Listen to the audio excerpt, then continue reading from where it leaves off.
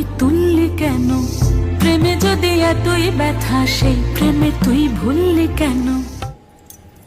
কি গো ডাইরেক্টর সাহেব, আমি তো 60 বলে দিয়েছি, কাট তো আর বলতে পারি না। এবার তুমি কাটটা বলো। Got it, excellent shot, excellent. Madam, আপনার সাথে একজন দেখা করতে এসেছে। নমস্কার। নমস্কার। বসুন।